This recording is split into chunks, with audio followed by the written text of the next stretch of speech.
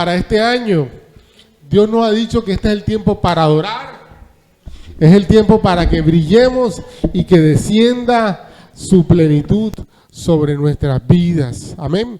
Y bueno, todo está basado en esta porción de Mateo 5, versículo 16.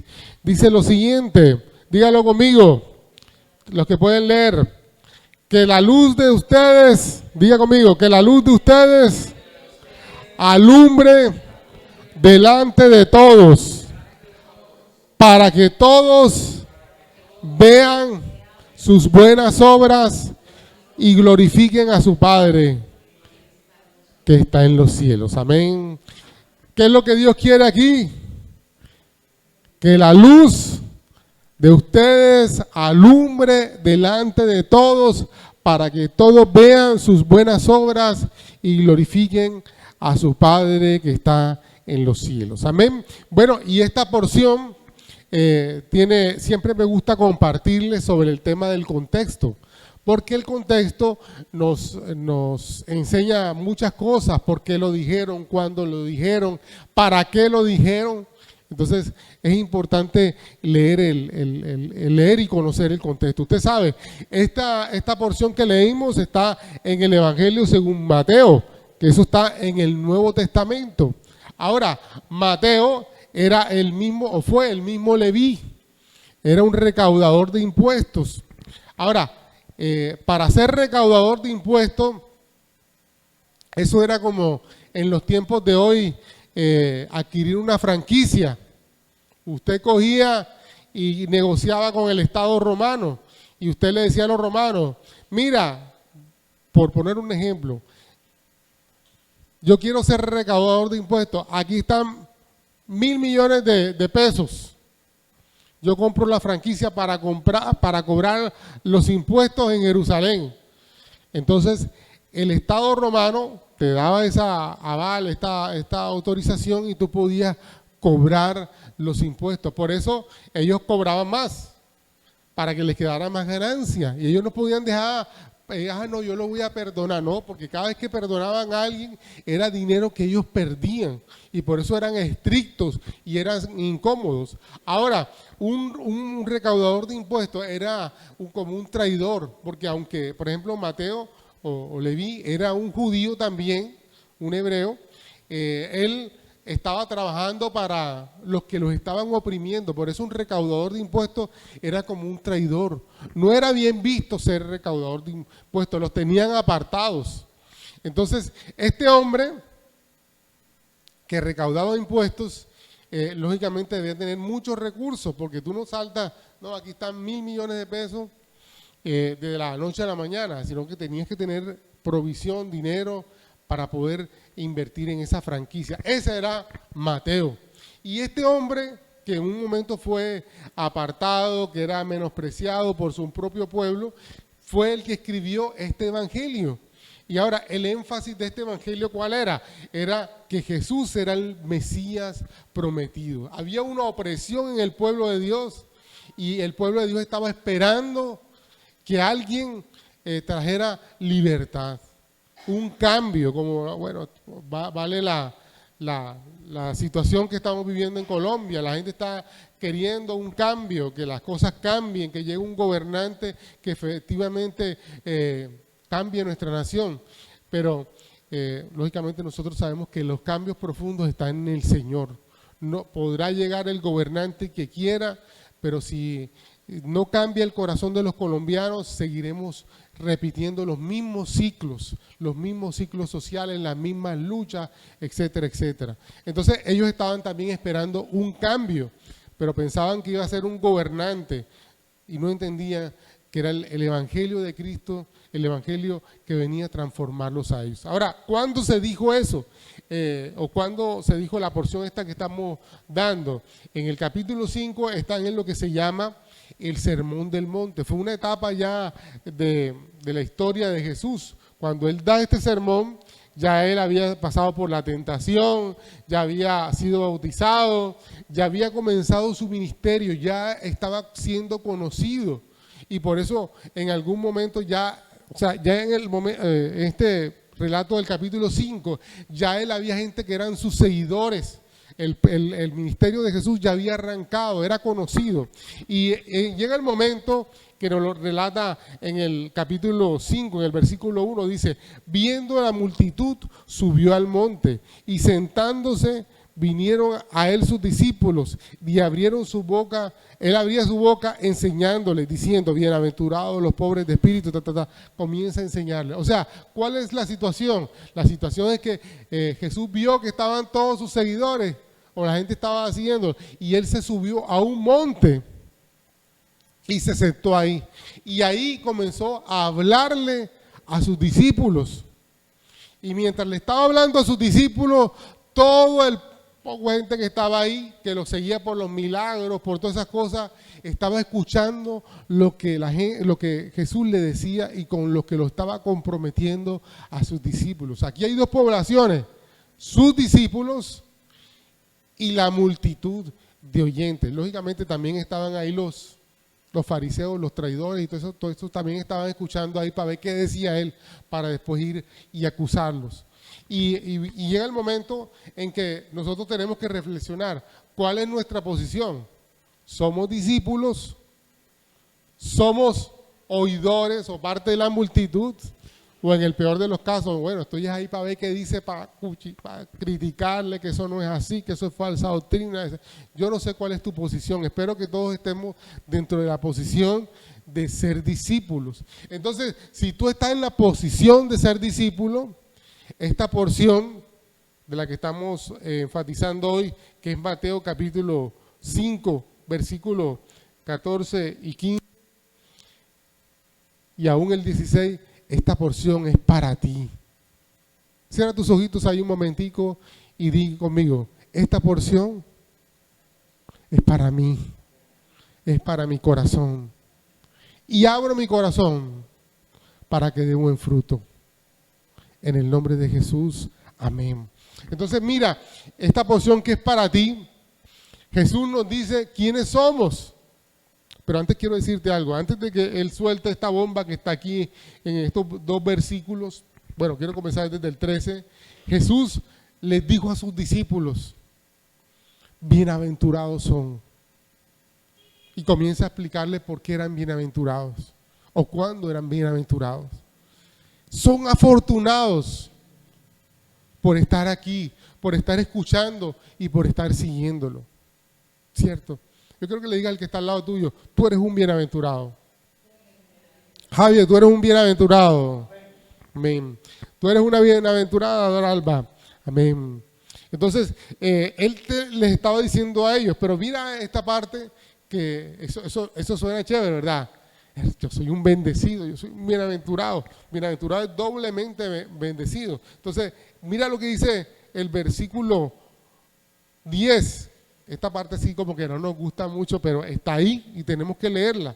Dice en el versículo 10, bienaventurados los que padecen persecución por causa de la justicia, porque de ellos es el reino de los cielos. Esa parte como que no nos gusta, ¿verdad? Y esta que viene ahora es peor. Bienaventurados sois cuando por mi causa os vituperan y os persiguen y digan toda clase de mal contra ustedes, contra nosotros. Pero mira el ganchito que está ahí, mintiendo. ¿Eso qué quiere decir? Que cuando hablan mal de nosotros o en contra de nosotros, cosas que son mentiras, nosotros somos bienaventurados. Es más, dice el versículo siguiente, gozaos y alegraos, porque vuestro galardón es grande en los cielos, porque así persiguieron a los profetas que fueron antes de nosotros.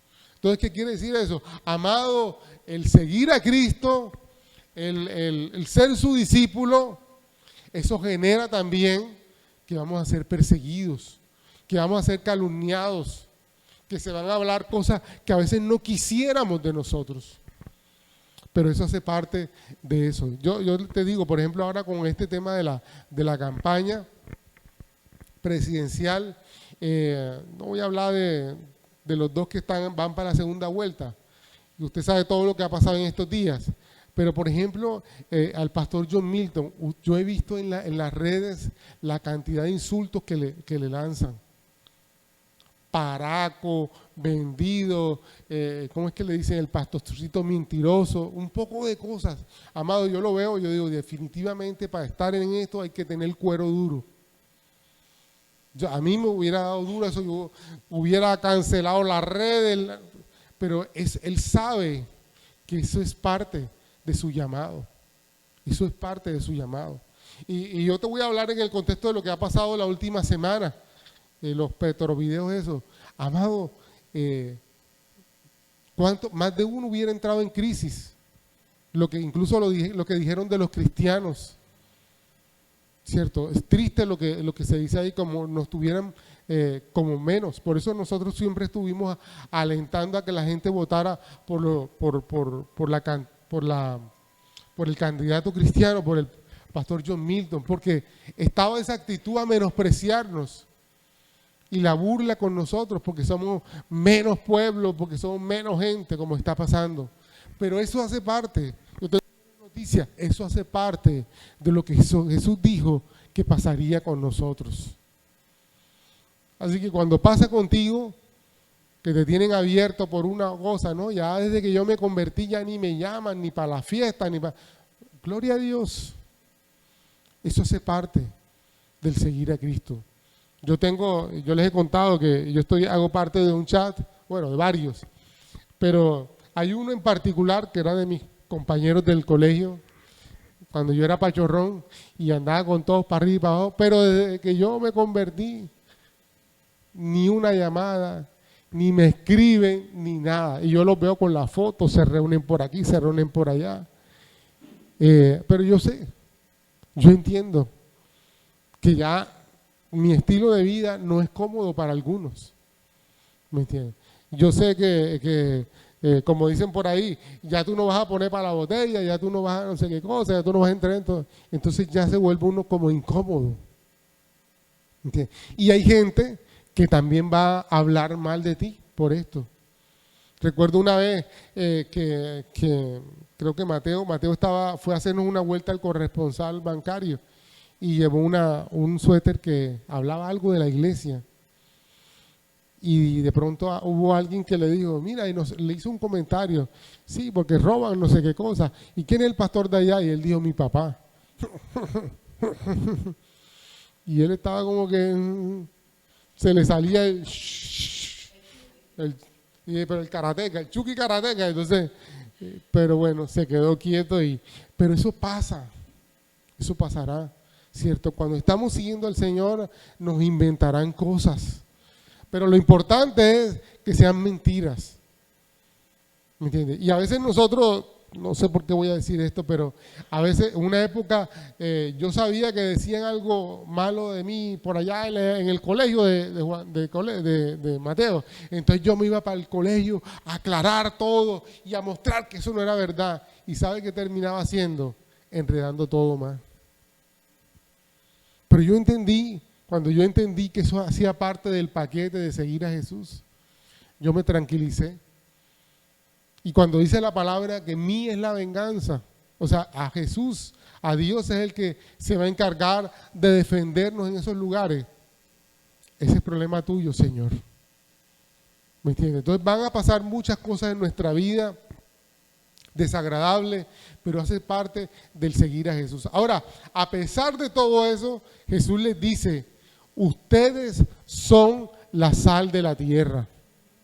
Y dice la siguiente declaración de él en el versículo 14, ustedes son la luz del mundo. Esas son dos declaraciones poderosas. ¿Sabe por qué? La primera, porque Jesús está reconociendo ahí que hay un mundo corrupto, que hay un mundo que se está degenerando, que se está dañando. Pero la buena noticia es que tú eres el que Dios ha puesto en ese lugar para que se suspenda la corrupción, para que todo se componga, para que todo tenga una historia diferente.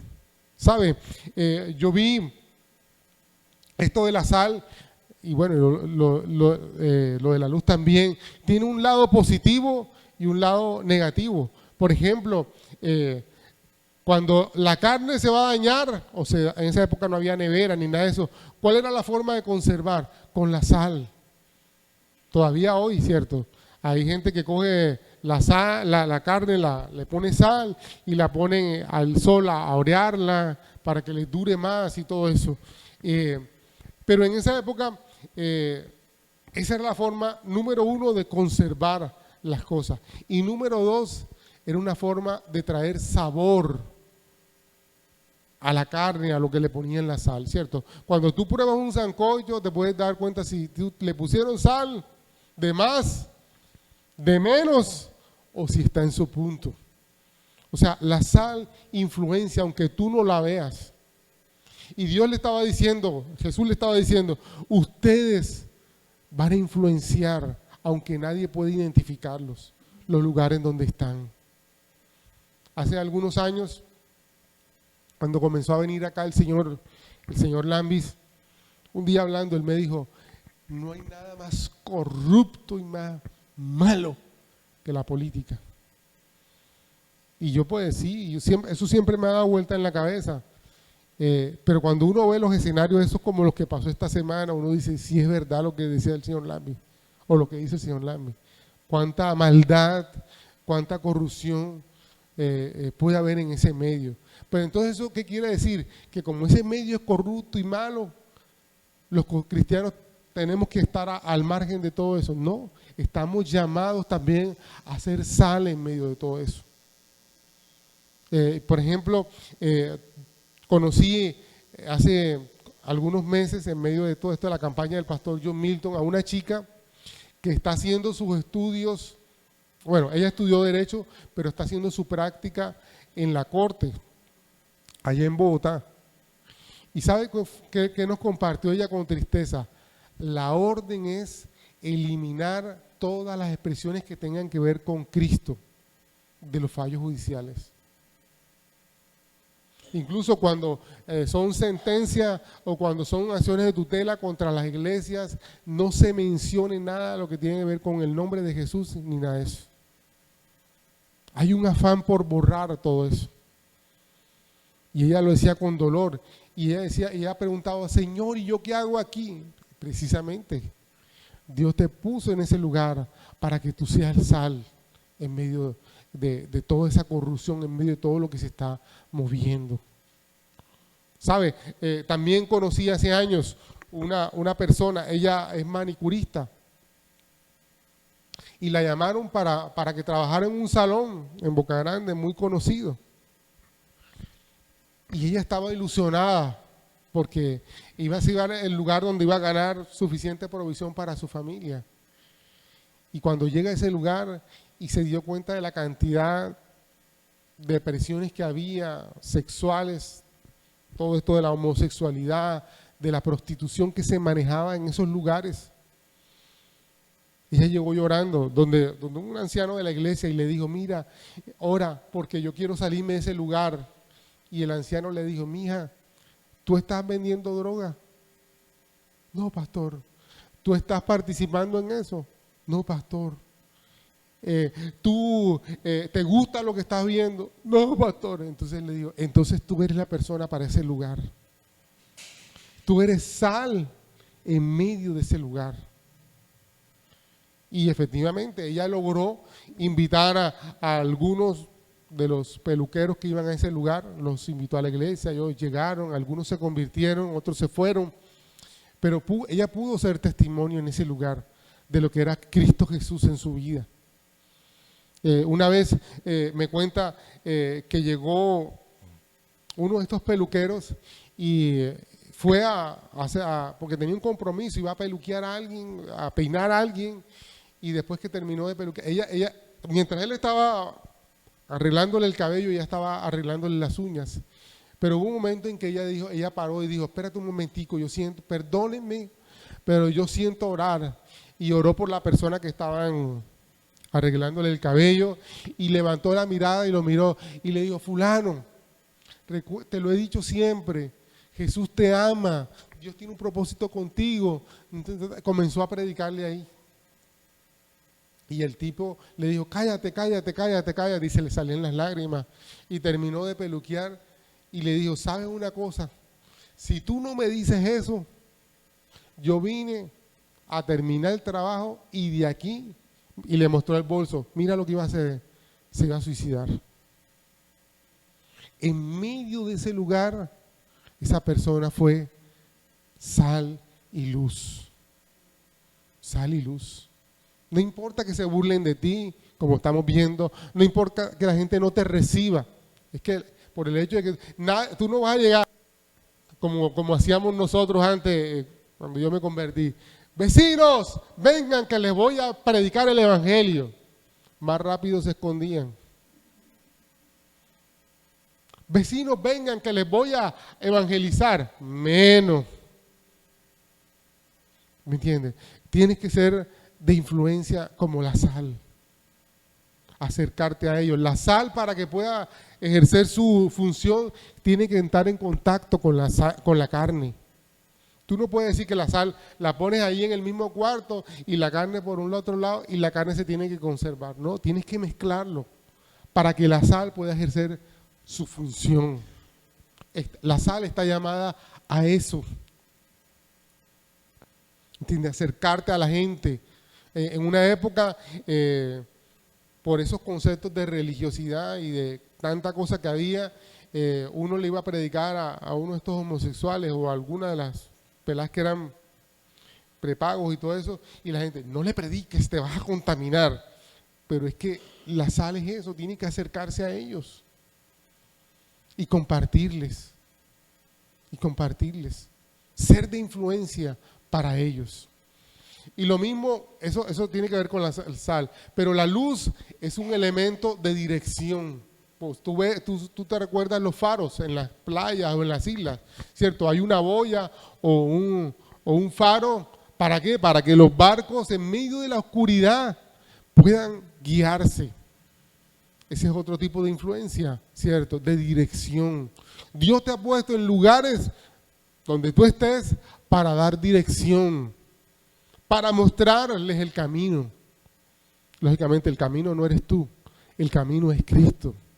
Pero estás ahí para eso, para mostrarles la verdadera luz.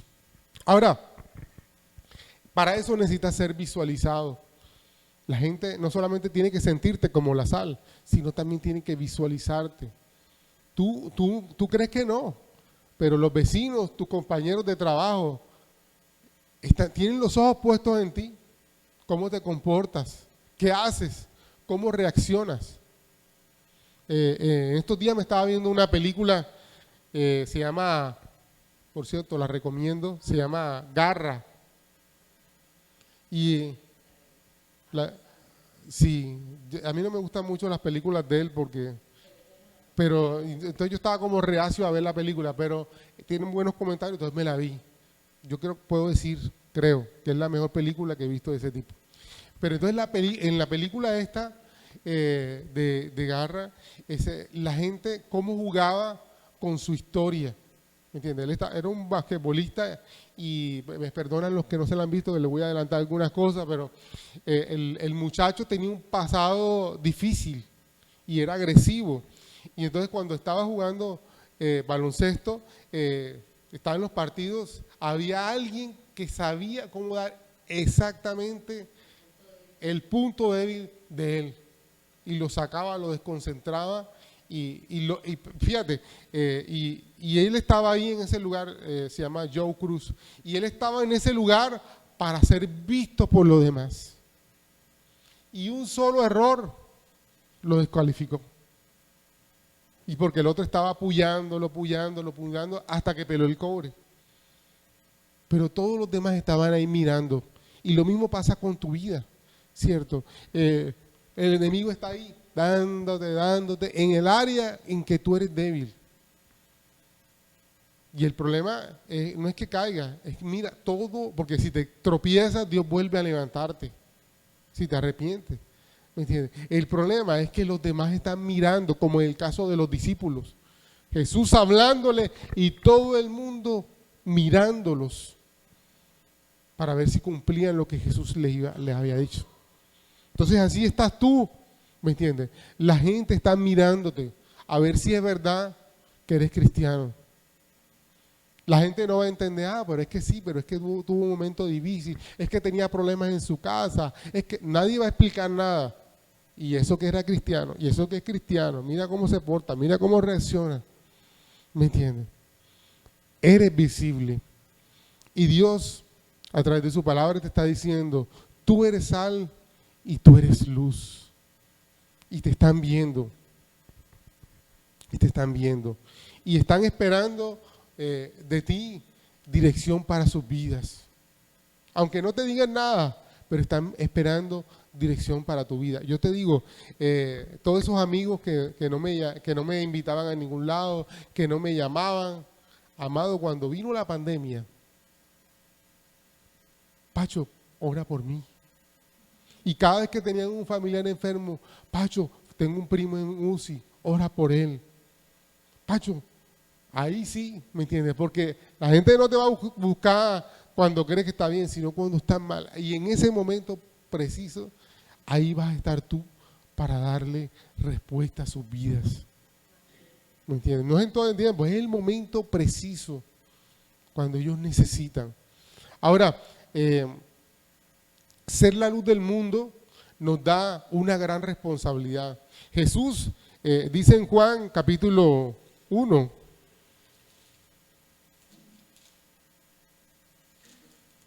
Juan capítulo 1,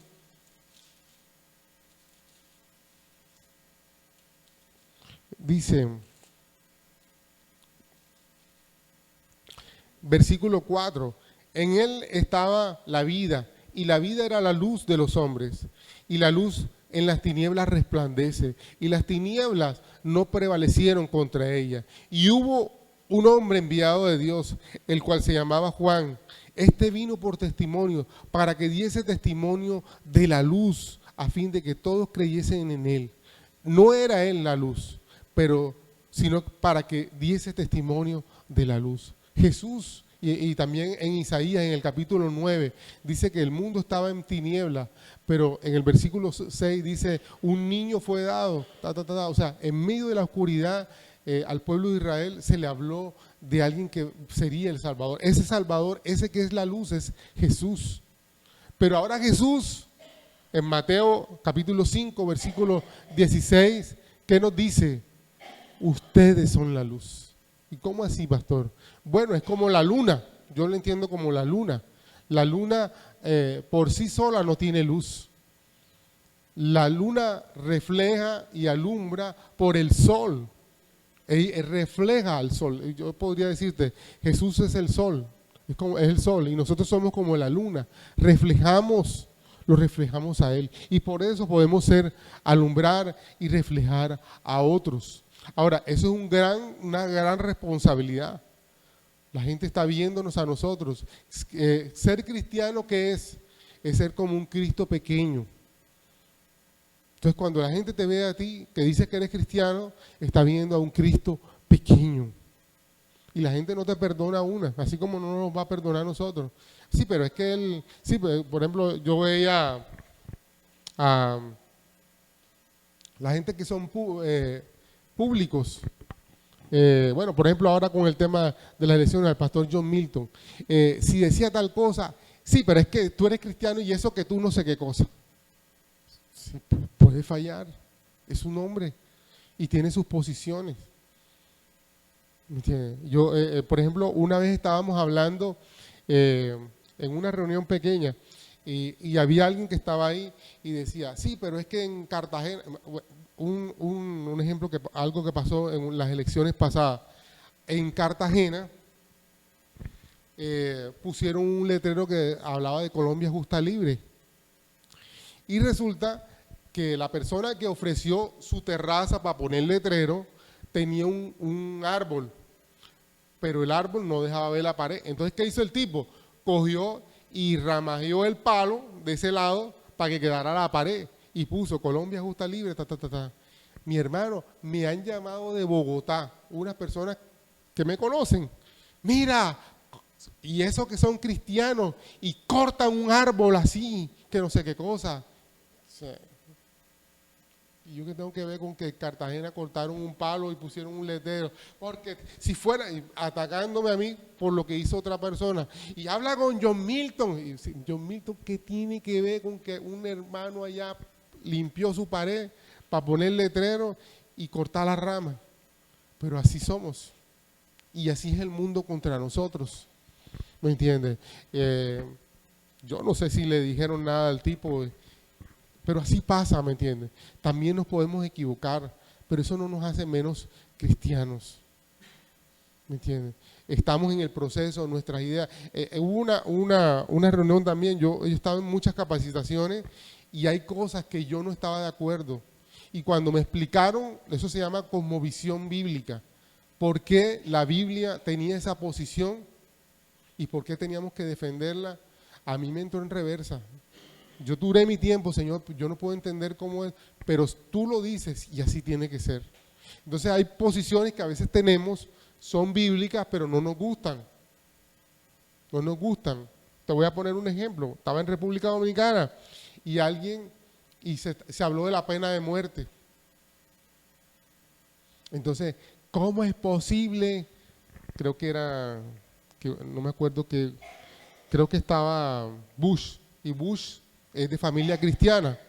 Entonces estaban criticando a Bush porque había autorizado la pena de muerte para alguien. ¿Cómo es posible si Bush fuera cristiano, no sé qué cosa? Y la Biblia dice, Jesús mismo le dijo cuando lo estaban acusando, yo puedo ordenar tu muerte. Y Jesús, ¿qué le dijo? Si no te hubiera dado esa autoridad, no la tendrías. O sea, los estados tienen autoridad sobre esos temas, sobre las penas de muerte. No nos gusta, pero les fue entregado a los estados eso y los ejercen. Entonces estaban criticando a Bush, si fuera cristiano no hubiera, eso está ahí y está en sus leyes. Cuando hay estos delitos, la consecuencia es la pena de muerte. ¿Me entiendes? Entonces, tenemos que saber entender el contexto y ser luz con los principios y con el testimonio de lo que Dios ha hecho en nosotros. Esa es la mejor herramienta.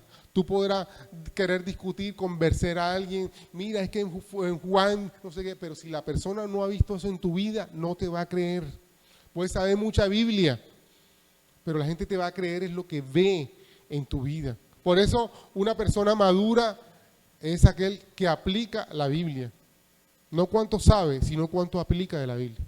Y ahí tú puedes ser luz para otros. Ahora, él estaba diciendo, mira, el propósito con el que ustedes están aquí es para que sean luz y sal.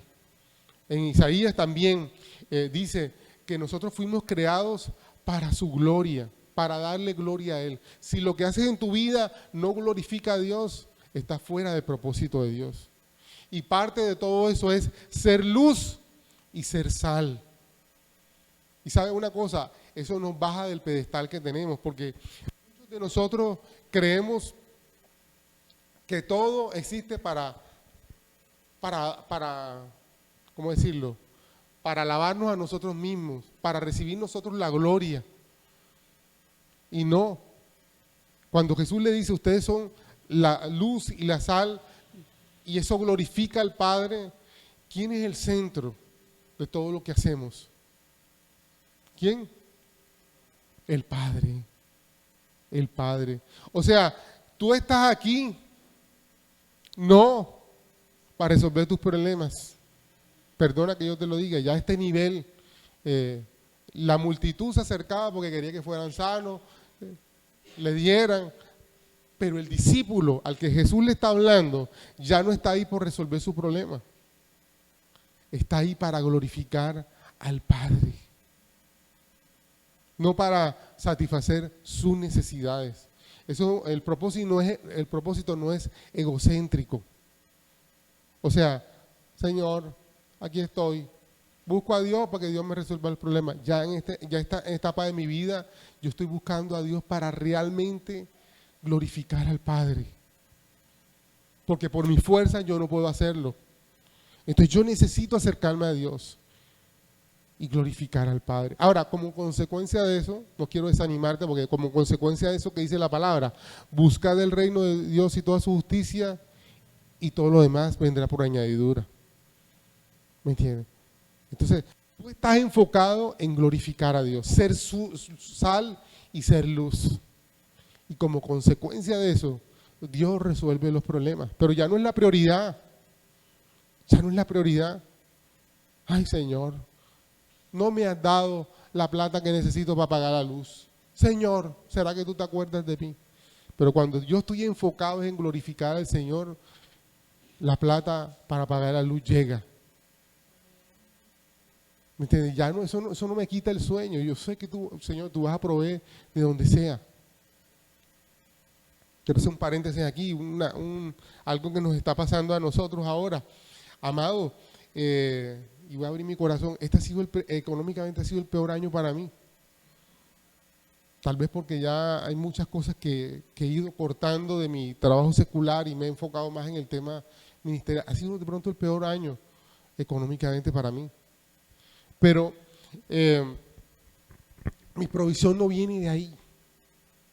Mi provisión viene de Él.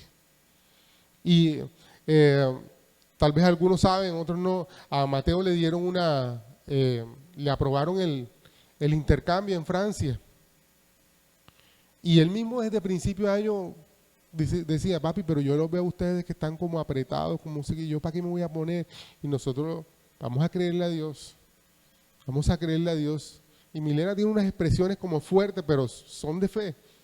Ese no es problema tuyo, ese es tu problema de tu papá. Entonces, ustedes la conocen a ella. ¿Y para qué te preocupas? Bueno, y eso es una realidad. Él tenía, bueno, yo recuerdo dos opciones, la de Italia y la de Francia, y yo estaba orando sobre ese tema, y fuimos a Cali a una actividad, y allí yo sentí que el tema era Francia. Yo le dije, mijo, enfoquémonos en Francia, olvídate de Italia, papi, si no resulta, enfoquémonos en Francia. Y bueno, ya le llegó su aprobación. Pero amado, ¿de dónde va a salir la estadía de él allá en Francia? ¿De dónde va a salir en los tiquetes? ¿Me entiendes? Yo descansé el día que me dieron, ella me contó, papi, me dan un auxilio para vivir allá. Y con eso puedo pagar el lugar, la residencia estudiantil y todas esas cosas. Ajá, y el tiquete de ida y el tiquete de venida, ¿me entiendes? Y cuando en la actividad, cuando ya los citaron a ellos para ese tema, yo estaba ahí y ellos saben, yo pregunté, ven acá, ¿y cómo hacemos con el tiquete? ¿Cómo se compra el de ida y regreso? No, nada más el de ida. Y yo, ya yo de la mitad siquiera, ya está mi tarjeta de crédito ahí, la mitad. Y me dice Milena, mijo, ¿tú por qué te preocupas de tiquete? Si la beca incluye el tiquete. Entonces, ella y yo nos quedamos mirando ahí, los dos así con la lagrimona así, viendo a Dios en medio de esa situación, ¿me entiendes? Porque el tema no es, y yo estoy enfocándolo a él también, papi, tú no vas allá porque tú eres el grande, es por glorificar a Dios. En todo este proceso, la gloria, o sea, no ha habido cosa que pueda decir, no, el papá le dio, no. Todo este proceso ha sido el que provee, todo, ¿me entiendes? Incluso ahora tiene que pagar unas cosas ahí, son más o menos como 600,000 pesos, y ya lo proveyó Dios. Él tiene la plata en su banco para que pague todo eso. Entonces, yo lo que te quiero decir es, todas las cosas cuando nos enfocamos en que Él sea glorificado, Dios va a proveer todo lo que se necesita. Tú enfócate en glorificar al Padre. Enfócate en eso y de lo demás se ocupa Dios. ¿Entiendes? Entonces, vuelvo y digo, le estaba hablando ese tema a los discípulos, sean sal, sean la luz. Y estaba diciéndole, no se preocupen. Más adelante él le dice, ¿de qué se han de preocupar? ¿De qué se afanan? ¿Me entiendes? También se lo estaba diciendo a los discípulos. No sean como los mundanos que se preocupan. O sea, yo también a veces me he preocupado. Y cuando me preocupo, digo, miércoles, soy como los mundanos que se preocupan de esto. Entonces tenemos que enfocarnos y confiar en Dios. No en mí, yo. No, enfócate en el reino de Dios. Y lo demás va a llegar. Ahora, cuando tú estás enfocado en eso, vas a transformar el cosmos. Esa palabra cosmos, que es la palabra mundo, es todo el sistema que está alrededor tuyo para ser influenciado. Y cuando habla de la tierra, habla de ese lugar donde Dios te colocó. O sea, tú puedes ser la sal de la tierra, donde Dios te colocó, y transformar la visión y la perspectiva de tu entorno. Y para eso Dios te ha llamado. Ahora, quiero preguntarte, de esto que hemos hablado, ¿qué sientes que es para ti? Esa canción no, Mari, la otra. Okay. Entonces, preguntémosle al Señor, Padre, ¿dónde me has llamado a hacer luz? Pero también, ¿cuál es el costo de ser luz? ¿Sabe? Comencé hablándote de Mateo. Mateo, bueno, pero estoy hablando del evangelista. El evangelista Mateo tenía recursos y los sacrificó por seguir al Señor. El evangelista Mateo sabía lo que era ser rechazado, porque él fue rechazado por ser un recaudador de impuestos. Pero ahora iba a ser rechazado por seguir a Jesús. Quiero preguntarte, ¿cuál es el precio que tú tienes que pagar por ser luz, por ser sal? Padre, fortalécenos para poder ser la luz y la sal de la tierra. Señor, hay un costo que pagar, Señor. Y ya estamos aquí para eso, Señor. Señor, hay personas que están en oscuridad, Señor, y me has escogido a mí, Señor, para hacer luz. Hay gente que está en corrupción, Señor, y me has escogido a mí para hacer luz. Aquí estamos, Señor. Aquí estamos, Señor. Si tú aceptas ese llamado a hacer luz, a hacer sal, yo quisiera que te colocaras un momentico en pie y le dijera, Señor, aquí estoy, Señor. Aquí estoy, Señor. Estoy dispuesto, Señor. Díselo, Señor, estoy dispuesto, Señor.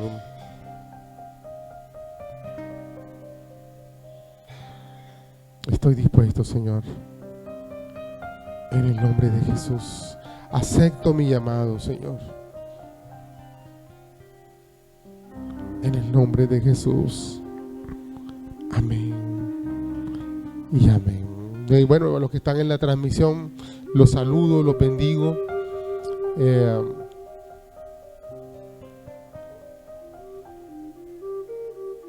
Amén. Los saludo, los bendigo. Quiero recordarles, Jesús les ama y nosotros aquí en Turbaco también.